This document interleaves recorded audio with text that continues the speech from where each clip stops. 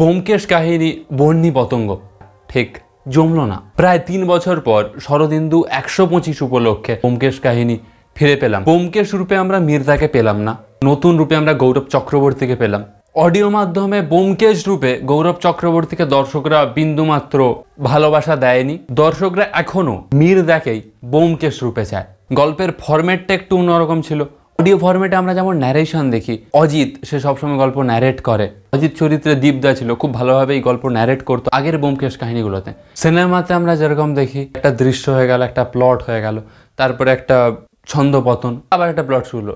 এইখানে আমরা দেখলাম যে একটা প্লট হলো, তারপর একটা অরিজিনাল যে মিউজিক এরা রেখেছে সেটা হলো, তারপরে আবার দৃশ্য চেঞ্জ হয়ে অন্য দৃশ্য চলে গেল। ডিরেক্ট যে আমরা ন্যারেশন দেখতাম, অজিত সে পুরো গল্পটা যে পড়তো, তার লেখনির মাধ্যমে যে আমরা গল্পটা দেখতে পেতাম, সেই ছন্দপতনটা দর্শকরা ভীষণ রকমভাবে অনুভব করলো। নতুন একটা জিনিস, তবে সেটা প্রথম লোকে সেই রকমভাবে মেনে নেয়নি। গল্পের মিউজিকের ক্ষেত্রেও যদি আমরা একটা ব্যোমকেশের অরিজিনাল বিজিএম পেতাম সেটা অনেকটা ভালো হতো। তবে এখানে আমরা বিজিএমের মিক্সচার পেয়েছি, খিচুড়ি পেয়েছি। অনির্বাণ ভট্টাচার্য তার ওয়েব সিরিজগুলোতে আমরা যেরকম দেখতাম একটা বিজিএম থাকতো, তো সেই বিজিএম রয়েছে।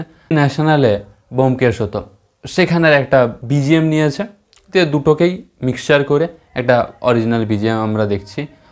ব্যোমকেশ আর অজিত তাদের মধ্যেও আমরা দেখতে পাচ্ছি কম্বিনেশন সেই রকমভাবে নেই, কেমিস্ট্রিটা অতটা প্রগাঢ় নয়। গল্পের একদম প্রথমের দিকটাতে আমরা দেখতে পাচ্ছি ব্যোমকেশের কণ্ঠটা যখন আমরা শুনছি সেরকমভাবে আমরা সড়গর হতে পারছি না। ধীরে ধীরে ব্যাপারটা চলছে। আমার পার্সোনালি খুব একটা খারাপ লাগে নতুন জিনিসটা, সেটা আমাদেরকে অ্যাকসেপ্ট করতেই হবে। তবে দর্শকদের ক্ষেত্রে ভীষণ আমরা নেগেটিভ আর মিক্স রিভিউ দেখতে পাচ্ছি। তারা ঠিক মেনে নিতে পারছেন যে কী হচ্ছে, এটা একসঙ্গে অনেকটা ছিল, তো স্বাভাবিকভাবে ভিউ অনেক এসছে। সানডে সাসপেন্সকে কুর্নিশ জানাতে হয় যে অবশেষে তারা দর্শকদের কথা শুনেছে। দর্শকরা বারে বলে সানডে সাসপেন্সের কাহিনীগুলো আপনারা একসঙ্গে আপলোড করুন। এখানে 2 ঘন্টার পুরো গল্পটা একসঙ্গে আপলোড হয়েছে। গল্পের ক্ষেত্রে ব্যোমকেশের ওই কেমিস্ট্রিটা কীরকম লাগছে, তবে বাকি যে চরিত্রগুলো তাদের অভিনয় বেশ লেগেছে। গৌরব চক্রবর্তীদের একদম শেষ মুহূর্তে এন্ডিং স্পিচ রয়েছে, সেটা অনবদ্য ছিল। ভবিষ্যতে ব্যোমকেশ রূপে আমরা অবশ্যই গৌরব চক্রবর্তীকেই পাবো, বা অনির্বাণ ভট্টাচার্যকেও আমরা পেতে পারি, কারণ যেহেতু মিক্স রিভিউ রয়েছে। একদম শেষটাতে এন্ডিং স্পিচটাতে গৌরব চক্রবর্তী অনবদ্য ফাটিয়ে দিয়েছে। হ্যাঁ, প্রথমের দিকে একটু কীরকম লাগবে আমাদের, নতুন ফরম্যাট, সেটা দর্শক মেনে নেয়নি। বিজিএমটা যদি একটু নতুন হতো সেটাও বেশ ভালো লাগতো। ব্যোমকেশ আর অজিত তাদের মধ্যে কেমিস্ট্রিটা ঠিকঠাকভাবে হয়নি। কয়েকটা ছোটোখাটো সমস্যা, যারা শুনছে গল্পটা তারা খুব ভালোভাবেই বুঝতে পারবে। নতুনত্ব তো সেটা আমাদেরকে ভালোবাসা দিতেই হবে, সেটা আমাদেরকে সাপোর্ট করতেই হবে।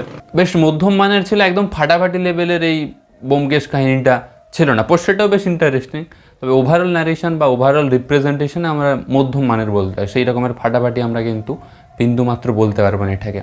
ইনোভেশন কার্ডস ইউটিউব চ্যানেলটাকে সাবস্ক্রাইব করে পাশে থাকুন এরকমই সানডে সাসপেন্সের ব্র্যান্ড নিউ লেটেস্ট আপডেটগুলো সবার আগে পাওয়ার জন্য। ধন্যবাদ।